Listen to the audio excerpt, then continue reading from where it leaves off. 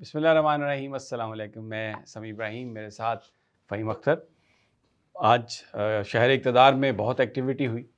Parliament house में meeting हुई, उस कमेटी की, ख़ुसूसी कमेटी की, जो इस वक्त मुख्तलिफ़ जो मुसव्वदे हैं इस मुजव्वज़ आइनी तरमीम के, उनको इकट्ठा करके देख रही है और कोशिश कर रही है कि कंसेंसस निकल आए। हुकूमत कभी कभार तो ये कहती है कि हम सबको साथ लेके चलेंगे, और फिर साथ ही ये ख़बर आती है कि जनाब हमारे पास नंबर्स पूरे हैं। और फिर नुमाइंदगान ये हमें देते हैं ख़बरें कि जो अरकान सेनेट हैं, अरकान असम्बली हैं, उन पर दबाव भी डाला जा रहा है, उनको करोड़ों रुपए की ऑफ़र्स भी की जा रही हैं। ऐसा लगता है कि हुकूमत एससीओ की आड़ में जो इस वक्त हिफाजती इक़दामात किए गए हैं शहर में, बिल्कुल इसको मुकम्मल बंद कर दिया गया है। इन्हीं दिनों में या इसके एक आध दिन के बाद एक भरपूर इरादा रखती है इस आइनी तरमीम को आगे ले जाने का, और मकसद अभी भी वही है कि किसी न किसी तरीके से काज़ी फ़ायज़ ईसा जो है वो रह जाए सिस्टम के अंदर, और मंसूर अली शाह साहब चीफ़ जस्टिस आइनी अदालत के ना बन सकें। कौन जीतता है? बहुत ही ये इंटरेस्टिंग क्वेश्चन है। फ़हीम अख्तर आज सारा दिन मॉनिटर करते रहे चीज़ों को, तो पार्लियामेंट हाउस में जो पार्लिमानी कमेटी है उसके अंदर क्या हुआ, और फिर रात जो बिलावल भुट्टो से मौलाना फजलुर रहमान की मुलाकात, उसकी इनसाइड स्टोरी। आज आज़म नज़ीर तारड़ साहब ने कुछ बातें की हैं चीफ़ जस्टिस के नोटिफिकेशन के हवाले से। वो क्या बातें हैं? क्या वो एक लॉलीपॉप दे रहे हैं, या वाक़तन को ऐसा लग रहा है कि हुकूमत मंसूर अली शाह साहब के हवाले से अब सोचना शुरू हो गई है? तो फ़हीम साहब, पहले तो जनाब शुरू कीजिए कि आज जो पार्लिमानी कमेटी थी, ख़ुसूसी कमेटी, उसमें क्या गुफ्तगू हुई और बाद फिर कहाँ पर उसका इख्तिताम हुआ?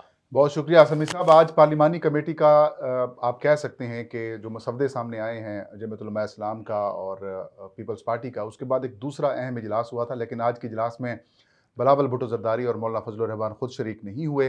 लेकिन आज के इजलास में तहरीक इंसाफ की पूरी नुमाइंदगी मौजूद थी। आज उमर अयूब काफ़ी ज़्यादा जज्बाती थे, तलखी भी हुई उनकी हुकूमती अरकान के साथ जब हुकूमती मेम्बरान की जानिब से कहा गया कि इस वक्त पाकिस्तान के लिए सबसे बड़ा इवेंट एससीओ कॉन्फ्रेंस हो रही है।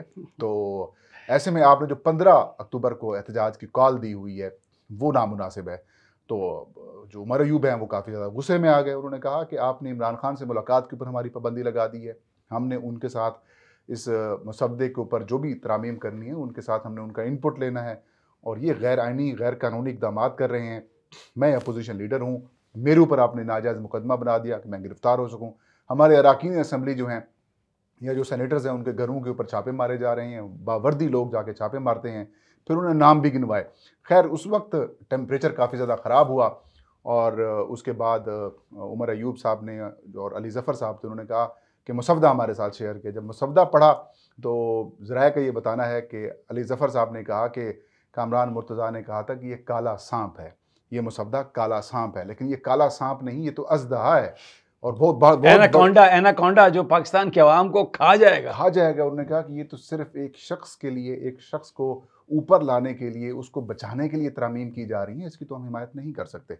खैर जमीयत उलमा इस्लाम ने एक बार फिर आज स्टैंड लिया, और आज के इजलास में कामरान मुर्तज़ा शरीक हुए। उन्होंने कहा कि देखिए 200 आइनी केसेस हैं पाकिस्तान के अंदर, और 200 मुकदमात के लिए आप एक आइनी अदालत बना रहे हैं, पैरेलल सुप्रीम कोर्ट के आप उसको खड़ा कर रहे हैं, इसकी हम हिमायत नहीं कर सकते, किसी सूरत हिमायत तो नहीं आज कर भी उन्होंने आईनी बेंच की बात की और आईनी अदालत को रूल आउट कर दिया कि JUIF नहीं जाएगी। 110% मौलाना फजलुर रहमान। तो ये तो मौकफ पीटीआई के बहुत करीब करीब है। पीटीआई ने फिर मौलाना फजलुर रहमान के मौकफ की जो है वो हिमायत की। उन्होंने कहा ठीक है, एक बेंच तश्कील दे दिया जाए और बेंच के ऊपर आप आ जाएं, मामला ठीक हो सकते हैं। खैर फिर एक जैली कमेटी बना दी गई, क्योंकि आज MQM पाकिस्तान उनका भी एक मसवदा सामने आया।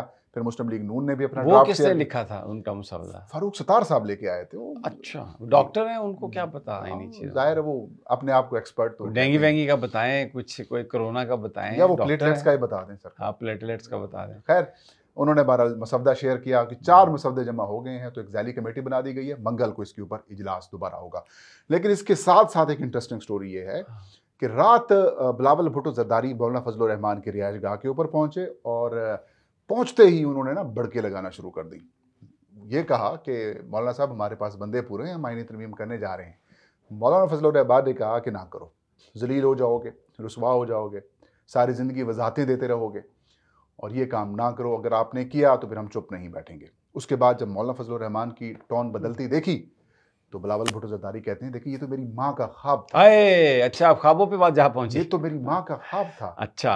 और ख्वाब यही था कि आईनी अदालत होनी चाहिए, चार्टर ऑफ तो मौलाना ने ताबीर बताई ख्वाब की फिर? जी जी, वो ताबीर बताता हूँ। मौलाना फजलुर अच्छा। रहमान ने कहा कि आपकी माँ ने अगर ख्वाब देखा था, हमारी बहन थी शहीद हो गई है, लेकिन बात यह है कि आपके नाना ने ये आइन बनाया था, मेरे हमारा बाप सिग्नेटरी था, हमारा बाप सिग्नेटरी था। तो फिर ताबीर मौलाना साहब ने बता दी। खैर आखिर में जब मौलाना फजलुर रहमान बातों में नहीं आए तो उन्होंने कहा कि बिलावल ने कहा कि फिर मौलाना साहब इत्तफाक़ राय चाहते हैं, इत्तफाक़ राय के साथ हम आगे चलते हैं। तो मौलाना ने कहा कि ठीक अच्छा, है, अगर आप इत्तफाक़ राय के ऊपर आते हैं, ये बड़ी इंटरेस्टिंग स्टोरी है ये। मैं आप बात आगे, मैं पूरी स्टोरी सुनूंगा, लेकिन ये जो आप मुझे बातें बता रहे हैं ये तो शरीफ खानदान की तरह है कि या तो जब मजबूरी हो तो पाँव पड़ जाओ, और अगर थोड़ी सी भी आप देखें कि हालात आपकी माफक में आ रहे हैं तो फिर गले में पड़ जाओ। आप समीर साहब बिल्कुल ठीक कह रहे हैं कि जो मुस्लिम लीग नून के बारे में है कि जिस वक्त मुश्किल में आते हैं तो पाँव पड़ते हैं, जैसे थोड़े से हालात बेहतर होते हैं तो गले को पड़ जाते हैं। पीपल्स पार्टी अभी उसी मतलब मामले के ऊपर पहुंच चुकी है। सोबत का असर हो गया। सोबत ज़ाहिर है, आप करीब करीब तो है ना, आप देखें वो तो। अच्छा, इंटरेस्टिंग स्टोरी आप बता रहे हैं। इंटरेस्टिंग स्टोरी ये कि फिर मौलाना फजलुर रहमान ने कहा कि चलें ठीक है, अगर आप इत्तफाक़ राय के ऊपर आते हैं तो बिलावल साहब दो बातें हम आपकी मानते हैं, एक बात आप हमारी मानें।